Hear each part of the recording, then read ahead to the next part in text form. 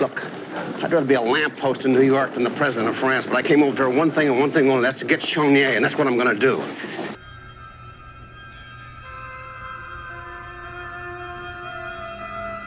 French Connection 2 is the 1975 sequel to the 1971 award-winning classic movie. While the first film was based upon a true story, this sequel creates a new fictionalized storyline. Picking up 4 years after the events of the first movie, New York City police officer Jimmy Popeye Doyle, played by Gene Hackman, is ordered by his superiors to travel to Marseille, France, and meet with English-speaking French police inspector Henri Barthélemy, played by actor Bernard Fresson.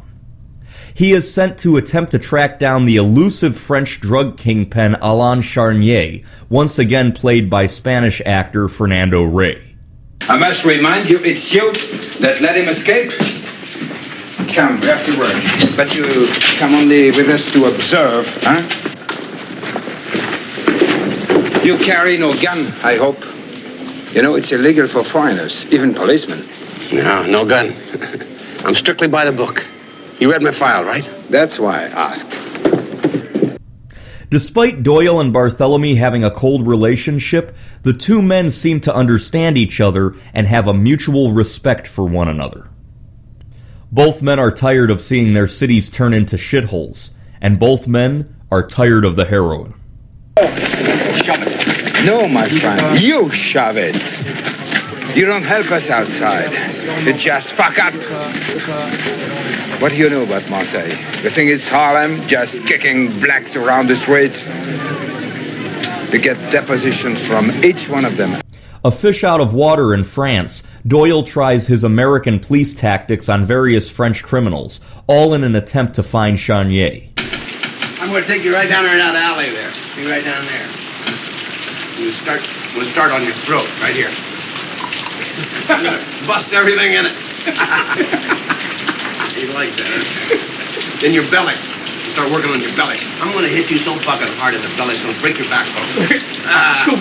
You come free of that? No, you don't understand, huh? Ask him if you ever picked his feet in Poughkeepsie. What? Just comfortable for you? Is it okay? I didn't understand. Yeah. Ask him. You ever pick your feet in Poughkeepsie? The French police are also hoping to use Doyle as bait to allow Charnier to expose himself. Eventually, Charnier spots Doyle and decides to have his men kidnap Doyle and take him to a secluded, seedy hotel. For a few weeks, they inject him with heroin. You're a good cop. Honest. Quite stupid, but honest. Up your ass, Charnier. In the meantime, Barthélemy has sent the police everywhere in search for Doyle. They spend weeks working around the clock hoping to find him. As Popeye becomes fully addicted to his unwelcome heroin injections, he comes face to face with Charnier. Doyle. Tell me.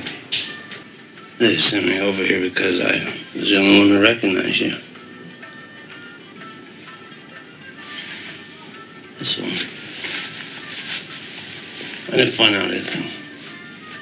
Satisfied that this is all that Doyle knows, Popeye is given one massive injection and left for dead outside of the Marseille police headquarters. After being resuscitated from the deliberate overdose, Barthélemy keeps Doyle quarantined inside of a cell in the police station in an effort to keep him alive and to save his reputation and career. Barthélemy himself supervises Doyle's cold turkey withdrawal from the heroin. I feel like I spent a week licking a pool table. It was 3 weeks. Where were you guys? We looked. Where the fuck were you? 52 men were looking for you, full time. Oh, shit. If I had 52 men looking for somebody, I'd find them in 3 hours in New York. Yes, but Marseille is not New York. Yeah, you're goddamn right it ain't. As a couple of weeks pass, Doyle is back on his feet, and both he and Barthélemy catch up with Charnier's henchmen in a dry dock. After the thugs open up the spillway, water rushes in. Henchmen and police officers are killed, but Doyle rescues Barthélemy. The police tell Doyle to return to the United States, but he convinces Barthélemy to stake out the ship near the dock for a day or two. Barthélemy, knowing he owes this to Doyle, agrees. Eventually, the ship's captain leaves and goes to a warehouse. At that warehouse is Chenier himself. Upon its release on May 21st, 1975, French Connection 2 grossed a worldwide total of $12.5 million. While not the massive acclaimed hit like the 1971 original film was, this movie was still a box office success. Unlike the first film, which was directed by William Friedkin, this movie was directed by John Frankenheimer, and it is fantastic. I'm going to be honest, I enjoyed French Connection 2 far more than I enjoyed the original. The original movie was great, classic, don't get me wrong. But it was tedious, slow, and for lack of a better word, often boring. This sequel is different. Instead of constant scenes of police surveillance work, you see Doyle's character acting as the badass American on the streets of Marseille. I enjoyed the culture clash between the New York City cop and the French characters, from the police to the bartenders to the sexy French women. You want this ball? Huh? Come over and get it.